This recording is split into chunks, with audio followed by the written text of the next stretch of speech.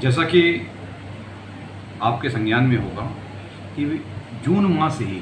आंशिक रूप से और जुलाई, अगस्त और ये सितंबर का माह चल रहा है, जनपद गोरखपुर में औसत से काफ़ी ज़्यादा बारिश हुई है इस बार। और उसकी वजह से जहाँ शहरी क्षेत्रों में, नगर निगम के क्षेत्रों में वाटर लॉगिंग हुई है, वहीं पर जो हमारा ग्रामीण क्षेत्र है वहाँ पर बड़ी संख्या में जो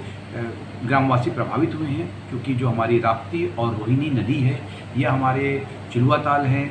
अन्य जो ताल हैं, उनमें जो पानी का लेवल है काफ़ी ऊपर हो गया है। उसकी वजह से कई जगहों पर दिक्कतें आ रही हैं। उन्हीं सबको ध्यान में रखते हुए हम लोगों ने, हमारे नगर निगम में 70 वार्ड हैं और उसके अलावा जो 32 गांव हैं विस्तारीकरण की जो नियम थे उसके तहत नगर निगम की सीमा में शामिल हुए हैं। तो उनके यहाँ पर भी जो वाटर लॉगिंग की समस्या से निपटने के लिए, साथ ही साथ वाटर लॉगिंग की वजह से जो अन्य संक्रामित रोग फैलने की संभावना है उसको कंट्रोल करने के लिए हम लोगों ने प्रत्येक वार्ड में 70 नोडल ऑफिसर्स की तैनाती की है,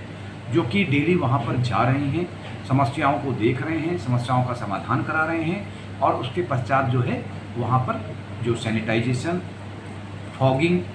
एंटी लार्वा छिड़काव, मेथेलियन और चूने के घोल का छिड़काव आदि कराया जा रहा है। ये सिंगड़िया का जो मामला कुछ दिन पहले था, कॉलोनी में पानी बहुत अधिक आ गया था, उस पर क्या अभी कार्रवाई हो रही है इस पर? देखिए, सिंगड़िया में लगातार नगर निगम पूरी मुस्तैदी से वहाँ काम कर रहा है, लेकिन वहाँ पे एक तो सबसे बड़ी समस्या है कि बहुत ही लो लाइंग एरिया है। दूसरी वहाँ जो समस्या आ रही है उसके ठीक पीछे आपने अगर गए हैं कि जो सिंगड़िया के पीछे वसुंधरा जो सड़क पे है, उसके ठीक पीछे प्रज्ञापुरम है और उसके ठीक पीछे रेलवे लाइन जा रही है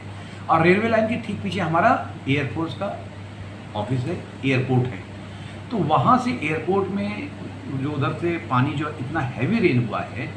उसकी वजह से जो एयरपोर्ट में और एयरपोर्ट के कार्यालय में जो पानी इकट्ठा हुआ उसको जब उन्होंने पंप आउट किया है तो वो पानी इधर आया और एक रेलवे के नीचे एक पुलिया बनी हुई है, उस पुलिया के नीचे से वो सिंगड़िया क्षेत्र में आने लगा। पहले भी समस्या आई थी, हम लोगों ने उसमें यहाँ पर एक दीवार थी, वो दीवार बहुत ही मुश्किल से 5 मीटर के करीब टूट गई थी, उसको हम लोगों ने बालू की बोरियाँ लगा के सब बंधवा दिया था।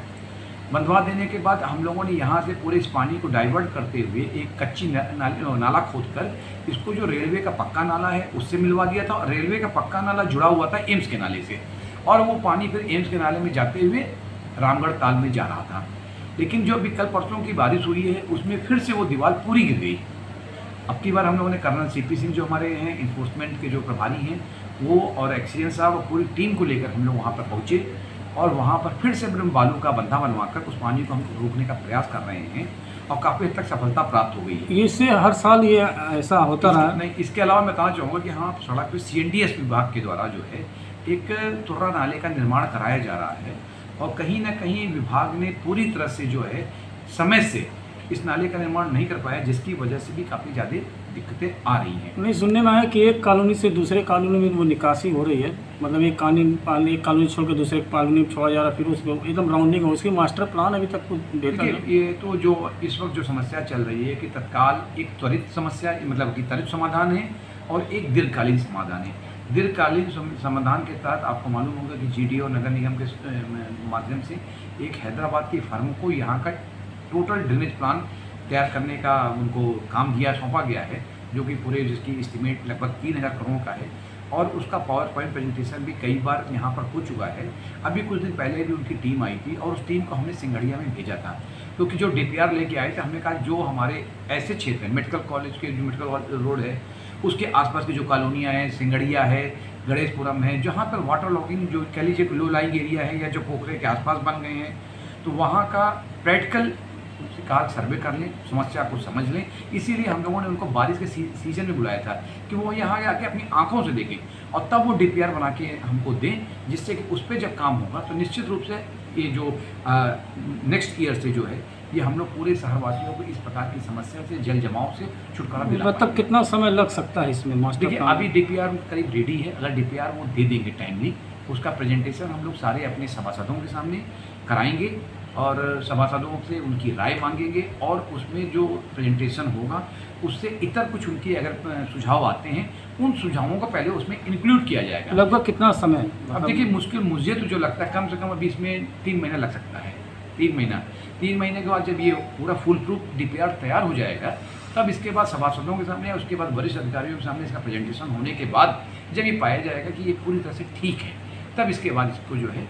वर्किंग एजेंसी को अलॉट करते हुए इस पर काम प्रारंभ कराया जाएगा। तो इस शहर को जल प्लावन से बचाने के लिए एक दीर्घकालीन रणनीति की तर्ज पे काम किया जा रहा है। इसके साथ ही साथ चूँकि आपको मालूम होना चाहिए कि 21 अगस्त से लेकर 26 अगस्त तक जो औसत बारिश होती है उससे 57% ज़्यादा बारिश हुई है। और उस दिन जब यहाँ पर 24 तारीख को जो बारिश हुई है वो 117 mm बारिश हुई। और आपने खुद भी देखा कल रात जो बारिश हुई वो भी बहुत ही मतलब मूसलाधार बारिश, जिसको कि आप बारिश नहीं कर सकते, वर्षा नहीं कर सकते, ये तो अतिवृष्टि की श्रेणी में आता है।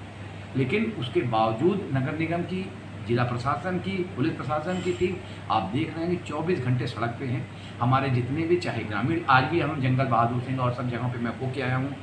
अभी वहाँ पर जो जो डिमांड थी पब्लिक से पूछ के उन्होंने कहा मोबाइल टॉयलेट पहुँच गया है। जब उन्होंने कहा कि पानी के टैंकर वो भी पहुँच चुका है। अभी उन्होंने फिर कहा कि साहब वहाँ पर एक कम्युनिटी टॉयलेट की उन्होंने बात किया है,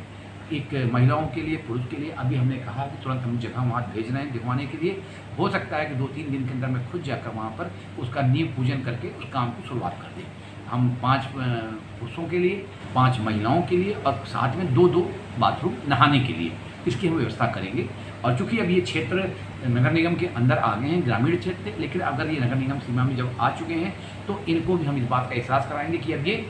नगरीय सीमा रेखा के भीतर आ चुके हैं और नगर निगम पूरी मुस्तैदी से इनके साथ खड़ा है। Thank you.